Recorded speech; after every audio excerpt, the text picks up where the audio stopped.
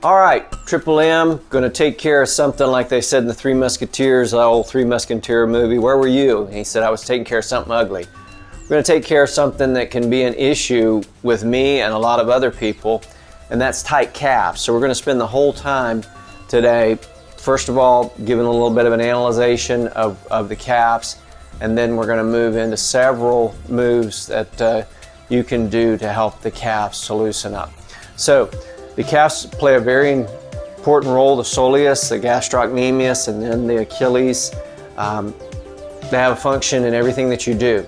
Your abs and your calves recover faster than any other muscle group, your core, because they are required so much. So any movement requires calves and the core. So you got the foot flexion. As the foot comes down and it flexes onto the ground, if the calf is shortened or unable to go into extension, then that affects the rest of the leg and how the movement takes place. Especially with heel strikers, when they strike on the heel and then roll onto the front of the foot, if the calf is short, then that causes all kinds of biomechanical issues all the way up into the hip and into the opposite shoulder. So if we can keep the calves not only loose but supple, we do want to have some tension in there to get a proper elasticity and movement. So it's not that you just want a yoga instructor type calf where it can go into full extension. You do want some tension in there, but you don't want it to be so short and so tight that you can't have a proper function of foot flexion. So let's go ahead and go down into our downward dog pose and just come up, and what we're going to do is we're just going to walk the dog from one side to the other, and you're just going to test and see how much tension that you're feeling through the calves.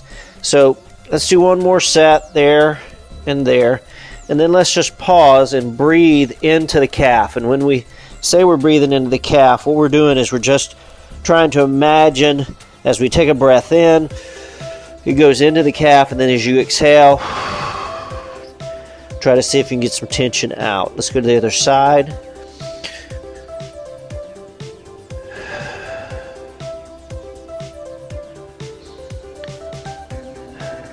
Okay, so now you've got kind of an estimation of the tension that you're feeling in your calves. Now, if I worked real hard, I could get my heel to the ground. As you can see, I'm pretty close right there. But the thing is now I know the tension that is in my calf. So as we go to come at working just a little bit on maybe trying to get some things to loosen up, we'll go back and we'll retest and see if we made up any ground. So the first one we're going to do is take the foot, bring it out in front of us, and have the foot where the ankle is directly under the knee. In other words, we don't want to have the foot out this way and we don't want to have the foot back this way. Now, if I took a stick or something out in front here and imagine, or you can do it up against the wall as well, if you have the foot about 5 inches away from the wall, what you can do is you can push forward. Now, my heel stays on the ground and I can see that my knee is a good ways in front of my toe. So if I was about 5 inches away from the wall and I did that and was able to keep my heel on the ground and bring my knee, that would be a normal foot, that'd be a normal flexion. That would give my foot enough elasticity for my foot to be able to have a normal foot flexion, a normal foot function. So if you want to test it, take your foot about 5 inches away from the wall and then bring the knee forward without allowing the heel to rise. And you're going to see and be able to have a test of how is your calf, your Achilles, your gastrocnemius, which is underneath, and your soleus, is it releasing enough for you to be able to move forward in flexion. So I know my left foot looks like we've got about the right. Now let's try the right foot. Set the knee right over the ankle, and then I'm going to come forward. Okay, I'm pretty much good on both sides, but I'm still feeling a lot of tension down through and some soreness. Been doing a lot of running lately. So I'm feeling a lot of tension. So you try that, and that's going to give you a proper estimation of do you have enough elasticity in your calves for your foot to form properly. Now, if I take and I put the heel up, like in heels, that's going to shorten the calf up, and then I'm not going to be able to go down without my knees tracking forward.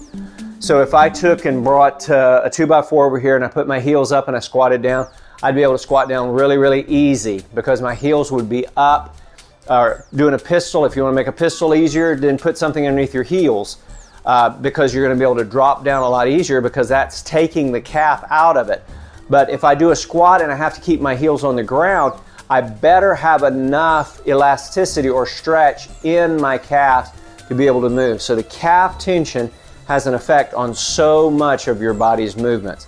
So let's go back to the left side, and what we're going to do is we're going to bring the toe back now where the toe is underneath the knee. Now the heel is up. Now let's just lean in. Let the right leg go back. Now let's just lean in to the big toe. All right, you're going to feel one stretch and then lean to the other side to the little toe. You're going to feel another stretch. Now let's just try to come forward, but keep that toe. Feel that flexion. Even though your heel's up off the ground, you're feeling a tremendous amount of stretching through that Achilles tendon. Now, the Achilles is not stretching. The tension's coming from the muscles that the Achilles is connected to. So you're feeling that tension through that Achilles, and what you're trying to do is you're trying to get the muscles to release so that Achilles doesn't have to fight so hard. So I'm just rolling on my toes. And now I'm starting to relieve a little bit, and I'm feeling across my toe there. Now I can bring my knee in and really put some pressure on that big toe, and I'm starting to feel some relief. Now, of course, you're doing your breathing patterns. I'm not, so don't sleeve stack the microphone.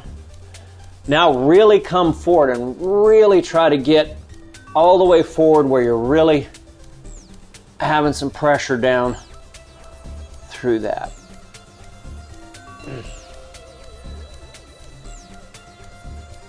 And that's good for plantar fasciitis, the fascia that runs from the heel to the forefoot. You're getting that extension. Like right now, I'm only on my toes. My toes have bent. You might hear popping, cracking.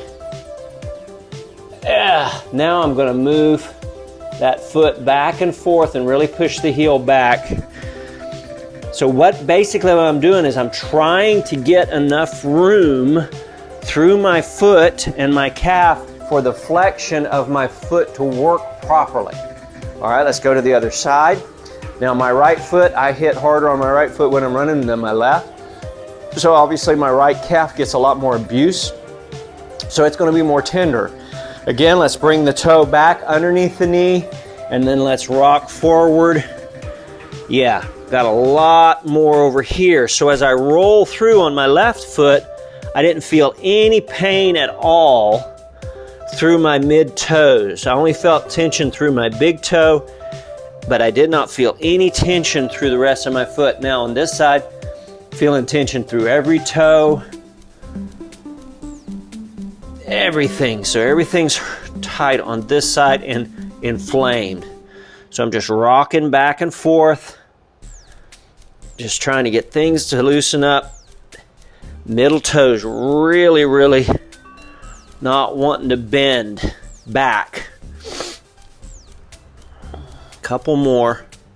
Really feeling it in my forefoot and through the fascia of my instep, which means I was heading for trouble, because it gets to a point where the foot will not flex, and if the foot doesn't flex, then the heel and the Achilles and the calf, all that going all the way up, that I could even have trouble in my left shoulder because of my right foot and not being able to function properly. All right, now that's starting to loose up a little bit for me. A couple more passes here. Now, you can spend obviously, you can spend a whole lot more time than what we just spent there, and you should spend a whole lot more time than what we spent there. But I just wanted you to get an idea of the tension there. So we did the test where we saw about our calf tension, then we did this roll through. Now what we're going to do is we're going to try to knead the calves a little bit. Now this can be really, really rough. So we're going to start off with the left calf. So we're going to keep it in this position. Then I'm going to take my right shin and put right across my calf and then sit back. And then I can take my foot and rotate my foot, and I'm controlling how much pressure that I'm putting on that calf. I should do it this way. All right, nothing, my knee's off the ground, I'm holding my foot off the ground. Now I've got my shin right on a hot spot in my calf, and I'm not making that face for dramatic effect. You're going to find out that a lot of times inflammation is hiding in your calf that you are not even aware of. So I'm right on a hot spot. Just going to rock back and forth. Try to get that hot spot to relieve. Now, we're not going to take time for you to sit there and watch me. Sit there and watch me find hot spots and work coming out of my calf. I just wanted to show you that you can take that shin and work through that calf. So I'll take it and do it the other side. My right leg goes down, and I come back, just using that shin. Okay, I'm going to get right where the gastrocnemius, I'm going to get right in the cleft right here where the Achilles runs right up into the soleus and the gastrocnemius underneath there. I'm going to get right into there, and then I'm going to put pressure on that and really feel that inflammation there. I'm just going to rock back and forth. Now, you can breathe into it, you can hit it for a little while, get off of it, but you're going to find some really terrifying areas. You can't get them all out in one session. Trust me. I've gotten the kettlebell out, I've gotten the club bell, I've got, just beat the devil out. Now, the best I've ever seen that takes care of the inflammation more quickly than anything else is the Theragun, which you can get right into a spot. But unless you have your own personal training gym, you probably don't have access to a Theragun. So, next best thing is to get a yoga ball. Not a yoga ball, but get one of the hard lacrosse balls, work through it that way, kettlebell handle, but you have on your person the wherewithal to be able to work some of those knots out by doing that with your shin. Then after you get done, you can go back, get back into your downward dog position, and I'm going to drop my heel all the way to the ground with no problem on each side. Why? Just because the little bit of work that I did in those calves, I can go back and retest, set that up, and drop down and through, and see I can get extension through here where my foot flexion can operate properly. A lot of movement dynamics could be taken care of if we'd work on our calves. I work on my calves more than any other part of my body to try to keep them loose. Calves first, shoulders second. Those are the two areas that I work on more than anything to keep loose. All right, hopefully you got that. Hopefully your calves found some spots you can work on and take some good time. All right, hopefully the movement medicine went down like a spoonful of sugar today. Whew, calves. All right, see ya.